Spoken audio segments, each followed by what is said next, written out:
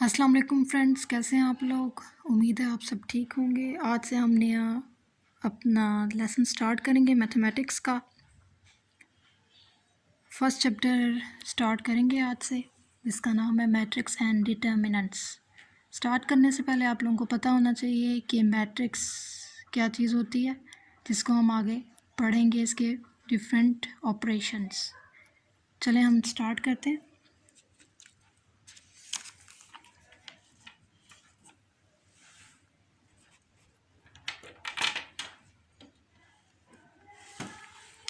Eighteen 1858 में एक English mathematician थे,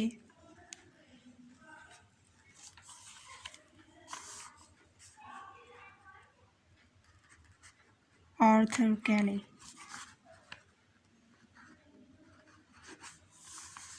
इन्होंने हमें एक थ्योरी दी थी, थ्योरी ऑफ मैट्रिक्स।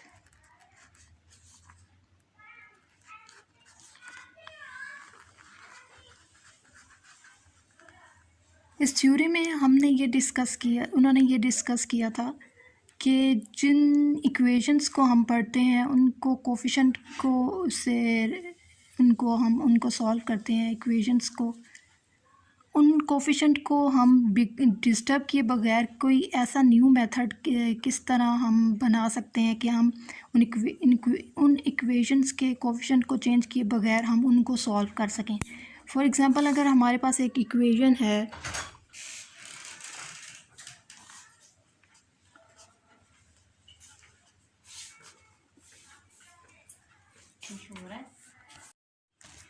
दूसरी हमारे पास इक्वेशन है 9x + 7y = 0। ये जो नंबर्स हैं हमें दिए हुए हैं, इनको हम कहते हैं कोफिशिएंट्स। इन इक्वेशंस को सॉल्व करने के लिए हम इनको आपस में डील करते हैं। अब इन नंबर्स को हम बगैर चेंज किए अगर हम इनको इस तरह अरेंज करें और हम इनको इनक्लोज कर दें किसी भी स्क्वायर ब्रैकेट में, तो ये सिंपली कहलाएगा मैट्रिक्स। आपकी डेफिनेशन जो है वो भी यही कहती है, रेक्टेंगुलर अरे और a formation of collection of real number. यानी कि कोई भी नंबर्स जो होंगे रियल नंबर, उनको हम डिस्कस करेंगे इन मैट्रिक्स में और इनको हम इनक्लोज कर देंगे ब्रैकेट में। मैट्रिक्स में को हम डिनोट किस तरह करते हैं, किसी भी कैपिटल नंबर लेटर से।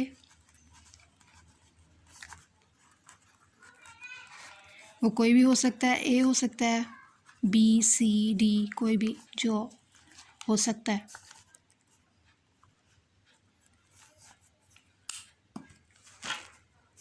इन नंबर्स को हम कहते हैं इंट्रीज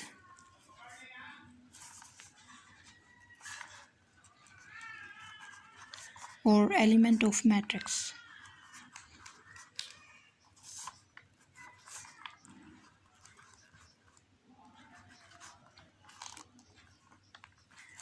ये जो फर्स्ट, अगर हम इधर से हम मूव करते हैं हॉरिजॉन्टली, तो इसको हम कहेंगे रो। ये फर्स्ट जो रो होगी वो रो 1 कहलाएगी, और जो दूसरी होगी वो उसको हम रो 2 कहलाएंगे। अगर हम वर्टिकली मूव करते हैं इस तरह, तो ये हमारा कॉलम कहलाएगा, फर्स्ट कॉलम। और वर्टिकली हम इस तरह मूव करते हैं, ये तो हमारा कॉलम 2 कहलाएगा। आप आगे जो हैं इसके बहुत सारे ऑपरेशंस जो हैं वो आप इनको डिस्कस करेंगे। अब हम आगे इसकी डेफिनेशन को हम डिस्कस करते हैं जो आपकी बुक में मेंशन है। ये आपकी डेफिनेशन है मैट्रिक्स की, रेक्टेंगुलर अरे और a formation of a collection of real number. Example 0 1 2 3, इनको हम इनक्लोज कर दें किसी भी ब्रैकेट में, तो ये हमारे पास मैट्रिक्स कहलाएगा। सिंपली जो मैंने अभी आपको बताया सिंपल वर्ड्स में, ये हमारे पास नंबर्स इंट्रीज कहलाते हैं।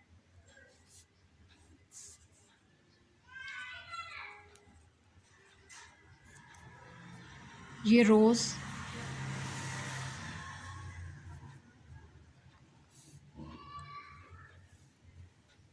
और ये कॉलम।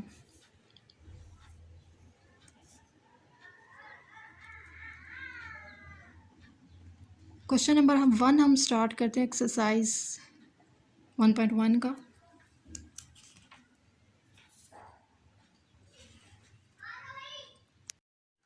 क्वेश्चन नंबर 1 हमारे पास है, find the order of matrix. Question number 1 है हमारा,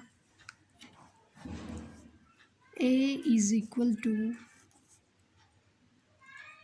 2 3 5 -5 6। जैसे मैंने आपको भी बताया कि रोज़ इस तरह अगर हम हॉरिजॉन्टली मूव करें तो ये रोज़ होंगी और ये हमारे पास कॉलम होंगी। और ऑर्डर में हम, ऑर्डर ऑफ मैट्रिक्स में हम ये डिस्कस करते हैं कि नंबर ऑफ़ रोज़ कितनी है और नंबर ऑफ़ कॉलम्स कितनी है। अब आपको ये पता चल गया होगा कि ये हमारी एक रो है, ये हमारी दूसरी रो है, और ये हमारे पास एक कॉलम है और ये हमारे पास 2 कॉलम है। सबसे पहले हम नंबर ऑफ़ रोज़ लिखते हैं। हमारे पास 2 रोज़ हैं एंड 2 कॉलम्स हैं। इनको हम रिप्रेजेंट करते हैं ऐसे 2 × 2। क्वेश्चन नंबर 2 है हमारे पास,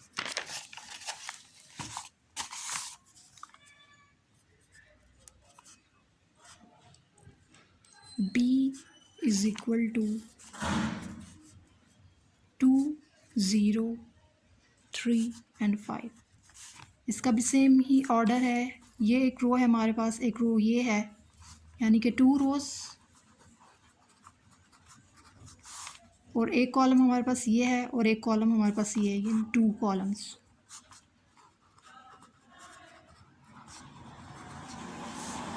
और इसको हम डिनोट करेंगे ऐसे। नेक्स्ट क्वेश्चन है हमारे पास,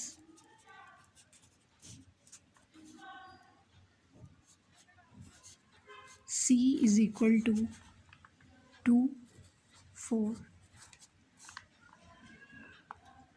अब इसमें हमारे पास एक ही रो है और बाकी कोई रो नहीं है, तो हम लिखेंगे रो हमारे पास 1 है, लेकिन कॉलम हमारे पास एक है, ये कॉलम एक, ये 2 कॉलम, दूसरा कॉलम, तो हमारे पास कॉलम है 2। तो इसको हम डिनोट करेंगे ऐसे, पहले रो इंटू 2। ये फर्स्ट जो नंबर होता है वो रो को डिनोट करता है और जो सेकंड नंबर होता है वो कॉलम को डिनोट करता है। नेक्स्ट हमारा क्वेश्चन है,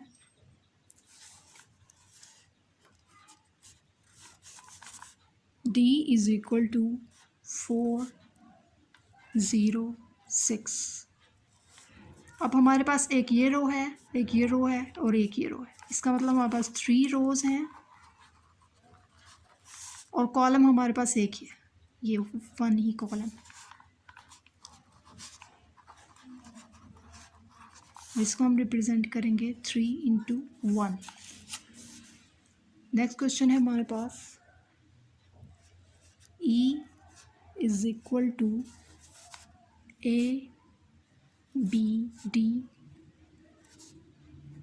B E C and F। इसमें हमारे पास एक ये रो है, एक ये रो है, एक ये रो है, 3 रोज़ हैं, एक कॉलम ये है, एक कॉलम ये है, 2 कॉलम्स हैं।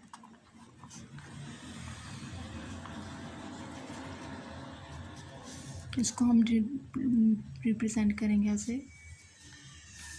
नेक्स्ट हमारे पास क्वेश्चन है,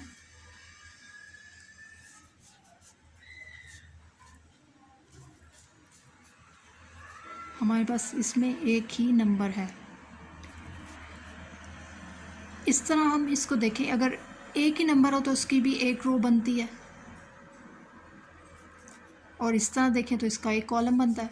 यानी हमारे पास एक रो है और एक ही कॉलम है।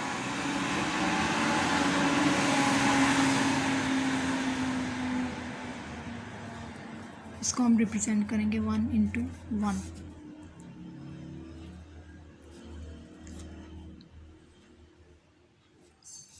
नेक्स्ट हमारे पास क्वेश्चन है g इज इक्वल टू 2 3 0 2 4 5। हमारे पास इसमें एक ये रो है, एक ये रो है, 2 रोज हैं।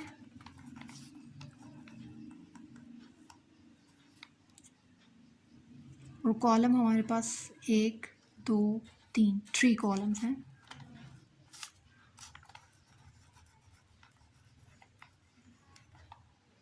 इसको हम डिनोट करेंगे 2 इंटू 3। इसका लास्ट पार्ट है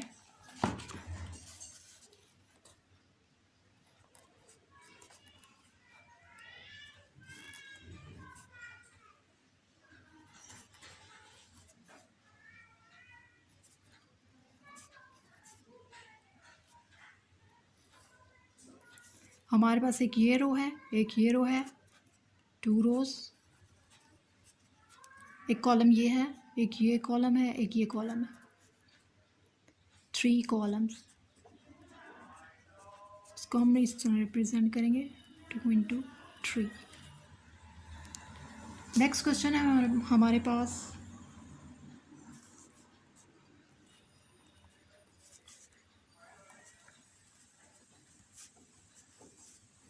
which of the following matrices are equal?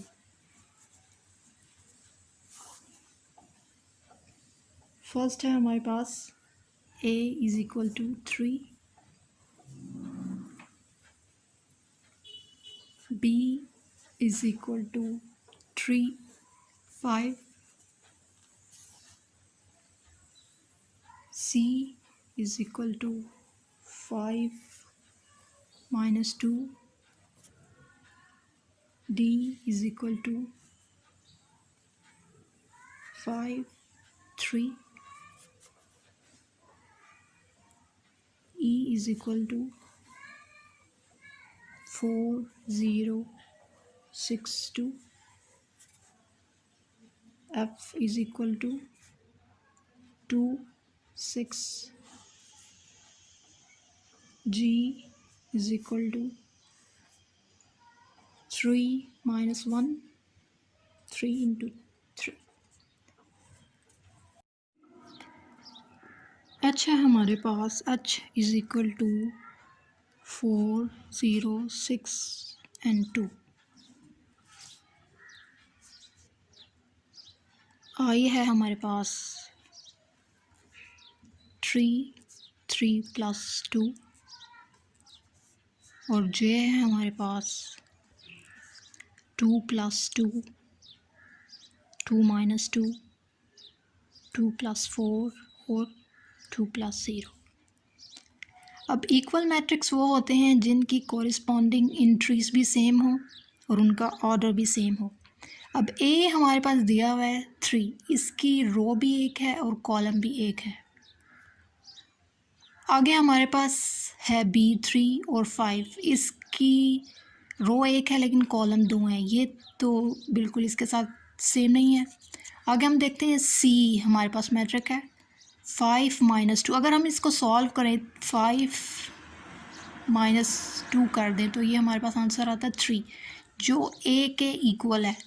इसकी इंट्रीज बिल्कुल, इसका आंसर 3 आ जाएगा और इसकी रो एक और कॉलम एक, ऑर्डर भी सेम हो जाएगा और कॉरिस्पॉन्डिंग इंट्रीज भी सेम हो जाएंगी। इसका मतलब हम ये कह सकते हैं कि हमारे पास मैट्रिक ए जो है वो मैट्रिक सी के इक्वल है। आगे हमारे पास है बी मैट्रिक्स 3 और 4, इसके पास इसमें हमारे पास जो है 2 कॉलम्स हैं और एक रो है। अब हमारे पास जो मैट्रिक डी है उसमें हमारे पास 5 और 3 है, ये बी के साथ सेम नहीं है। आगे हमारे पास है E4062, और अगर हम सिमिलरली H को देखें तो हमारे पास इसमें भी यही एंट्रीज़ हैं 4, 0, 6 और 2। एंट्रीज़ भी सेम है, ऑर्डर भी सेम है। इसमें 2 रोज़ हैं, 2 कॉलम्स हैं, इसमें भी 2 रोज़ हैं, 2 कॉलम्स हैं। और हम ये कह सकते हैं कि ई मैट्रिक्स जो है वो एच मैट्रिक्स के इक्वल है।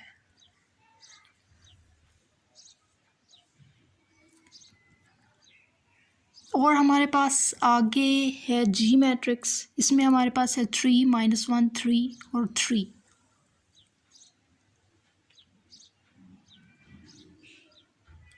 और ऐसा कौन सा मैट्रिक्स है जो इसकी ऑर्डर्स और एंट्रीज जो हैं वो सेम है? अगर हम इसको देखें,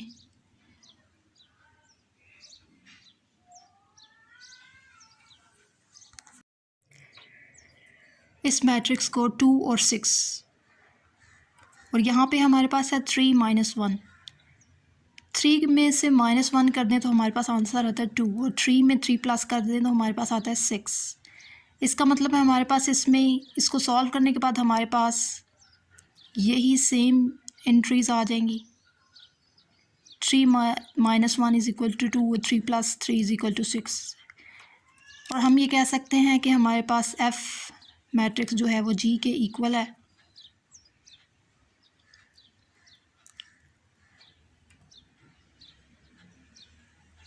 अब मैट्रिक्स आई जो है हमारे पास इसमें 3 है और 3 + 2। 3 में 2 को प्लस करें तो हमारे पास आंसर आता है 5। और ये हमारे पास एक मैट्रिक्स है दिया हुआ 3 और 5। ये यहाँ हमारे पास एंट्री है 3 और यहाँ पर भी 3 एंट्री है, और इसको हम सॉल्व करें तो हमारे पास 5 आंसर आता है। इसका मतलब है बी मैट्रिक्स और आई मैट्रिक्स जो है वो इसके इक्वल हैं, आपस में इक्वल मैट्रिक्स हैं। अब ये हमारे पास एक मैट्रिक्स रह गया जे। अब इसमें हमारे पास 2 रोज़ हैं और 2 ही कॉलम्स हैं। अगर हम इसको सॉल्व करें 2 + 2 इज़ इक्वल टू 4, 4 में 2 प्लस करें तो 6, 2 में से 2 माइनस करें तो 0, और 2 में +0 करें तो 2। अब हमारे पास यहाँ पर आता है 4, यहाँ पे आता है 6, यहाँ पे आता है 0 और यहाँ पे आता है 2। एक ये हमारे पास मैट्रिक्स है ई, जो इसको सॉल्व करने के बाद दोनों आपस में इक्वल होते हैं। 4 6 4 6 2 0 और 2 0 और 2। इसका मतलब है ई जे के इक्वल है और एच के भी इक्वल है, 4 0 6 और 2। तो हम ये लिख सकते हैं कि ये तीनों मैट्रिक्स जो हैं वो आपस में सेम हैं। 3 हम स्टार्ट करते हैं।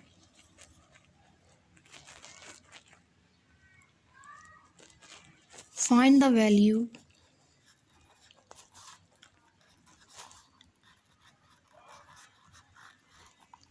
of A, B, C and D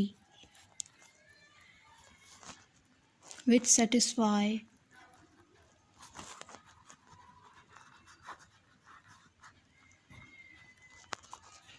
matrix equation.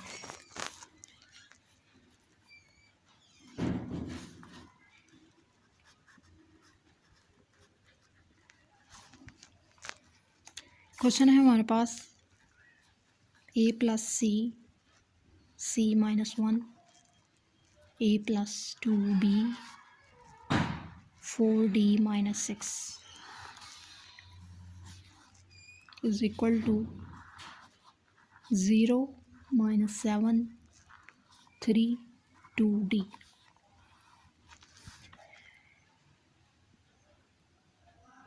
Equal matrix में हमने ये पढ़ा था कि जो ऐसे मैट्रिक्स जिनकी कोरिस्पोंडिंग एंट्रीज सेम हों वो इक्वल मैट्रिक्स कहलाते हैं।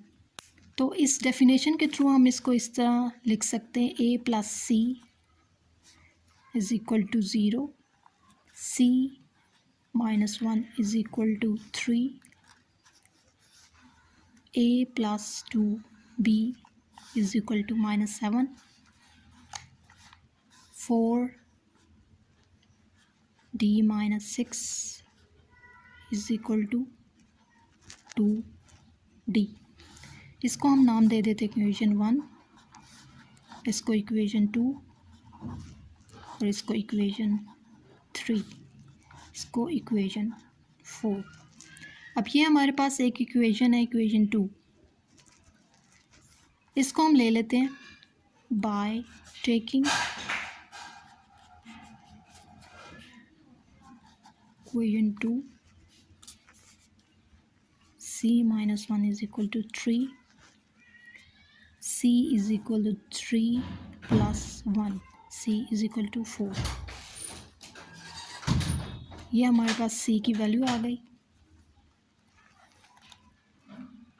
अब हमारे पास एक इक्वेशन है a plus c is equal to 0। इसमें इक्वेशन में हम अगर c की वैल्यू पुट कर दें तो हमारे पास a की वैल्यू आ जाएगी।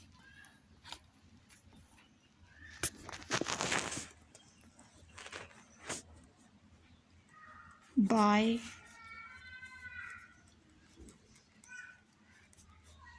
putting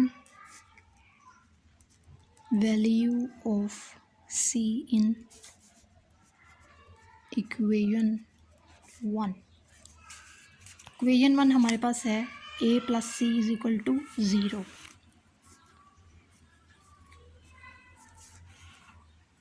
और c की वैल्यू है हमारे पास माइनस सी। इसको इक्वल्स के उधर साइन की तरफ ले जाएं तो ये माइनस सी हो जाएगा। c की वैल्यू हमारे पास 4, तो ये a की वैल्यू आ जाएगी हमारे पास -4। अब दो वैल्यूज़ हमारे पास आ गई। अब एक हमारे पास इक्वेशन है a plus 2b is equal to -7।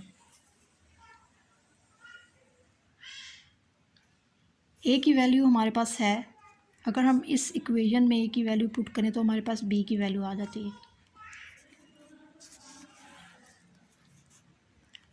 Bye putting value of c a in equation 3, a plus 2b is equal to -7। a हमारे पास है -4 प्लस 2b ऐसे ही आ जाएगा 7। 2b इज इक्वल टू -7 प्लस 4। 2b is equal to -3, b is equal to -3। ये यहाँ पर multiply हो रहा है, यहाँ पे डिवाइड हो जाएगा। b की वैल्यू हमारे पास आ गई -3/2। 3 वैल्यूज़ आ गई हमारे पास।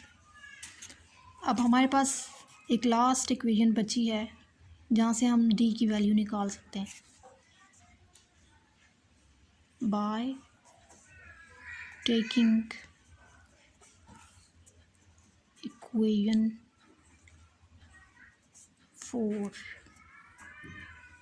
4d minus 6 is equal to 2d। 4d ये दोनों सेम है, इनको हम एक साथ लिख देते हैं -6। 2d is equal to -6।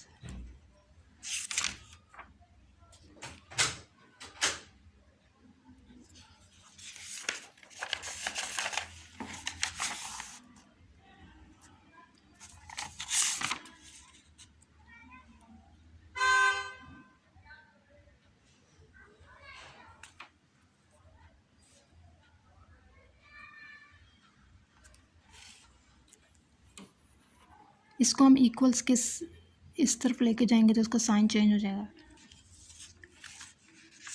अब हमारे पास है 2d इज इक्वल टू 6, तो d इज इक्वल टू 6/2। कि यहाँ पर मल्टीप्लाई हो रहा है यहाँ पे डिवाइड हो जाए, और इसकी कटिंग हो जाए तो हमारे पास वैल्यू आ जाती है 3। ए की हमारे पास वैल्यू है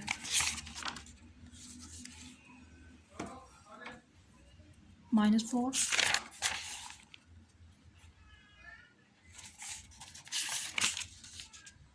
बी की वैल्यू है -3/2,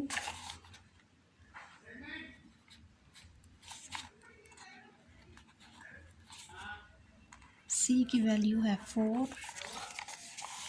और डी की वैल्यू है 3। आपको कोई कन्फ्यूजन हो, किसी किस्म का कोई मसला हो, कोई बात समझ ना आ रही हो, आप कमेंट करें, और कोई भी क्वेश्चन हो आप मुझसे सॉल्व करने का दोबारा अगर कहना चाहते हैं तो आप दोबारा कैसे, मैं दोबारा आपको समझा दूँगी। Thank you for watching.